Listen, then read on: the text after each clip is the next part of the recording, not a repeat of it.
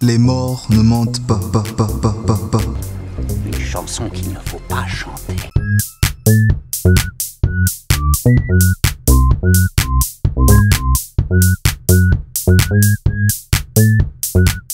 Depuis toujours, il y a une histoire des frères Grimm qui me touche particulièrement. Cette histoire, c'est celle du joueur de flûte de Hamelin, ou plus précisément, du roi des rats. Hamelin était une ville magnifique, paisible et rayonnante, jusqu'au jour où elle fut envahie par des rats qui, en leur qualité de rongeurs, dévoraient toutes les ressources des habitants. La plupart, n'ayant plus rien à manger, moururent de faim. La situation était à son paroxysme. Les habitants imploraient le ciel que quelqu'un leur vienne en aide. Eh bien, vous savez quoi? Le ciel leur répondit. Et un jour, un jeune joueur de flûte se présenta à la ville d'Hamelin et promit au maire de la dite ville de les débarrasser totalement de ce fléau. Toutefois, le service devait être rémunéré, ce que le maire accepta en lui promettant 1000 pièces d'or s'il parvenait à chasser tous les rats de la ville. Alors, d'un geste, le jeune homme prit sa flûte et joua de la musique, qui, à la grande surprise de tous, attira les rats à lui. Tous sans exception sortirent de leur cachette, et dès que le joueur de flûte les vit, il marcha tout en jouant de la flûte, entraînant ainsi les rats avec lui en dehors de la ville, jusqu'à une rivière où tous les rats, sans exception, se jetèrent et moururent. Les habitants n'en crurent pas leurs yeux, et bien que la ville était de nouveau libérée, ils refusèrent de payer le joueur de flûte, le qualifiant de sorcier, et ils le chassèrent de leur ville à coups de pierre.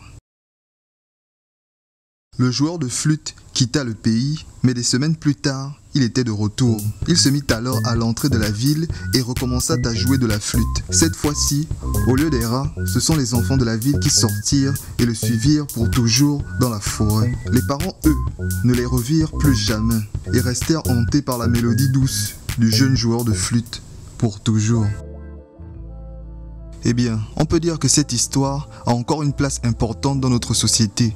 Les thèmes qui en ressortent sont légion. Bref, moi je voulais raconter pour que vous fassiez le rapprochement entre les différents buzz qui subsistent sur les réseaux sociaux. Récemment, il y a une rumeur invraisemblable sur Facebook indiquant la mort d'un jeune humoriste du nom de Chambre à louer.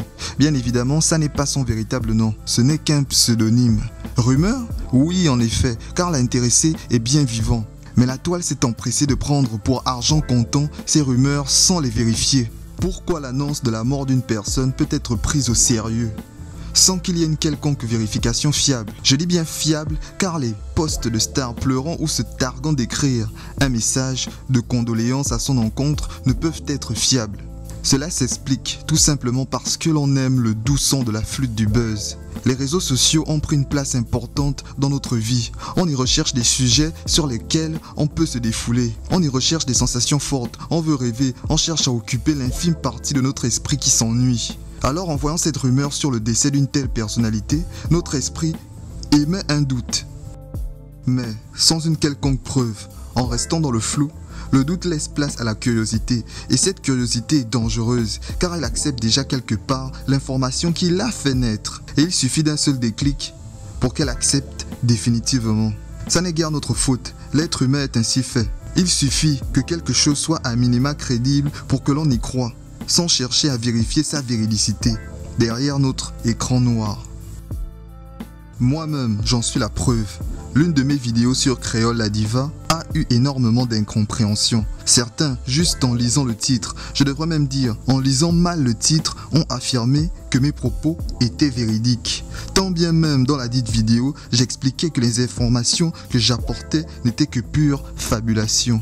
Il suffit donc de jouer de la flûte, donc de mentir pour que l'on se précipite les yeux grands ouverts vers une destination sans retour. Car je suis un rat. Nous sommes des rats et le buzz est le roi.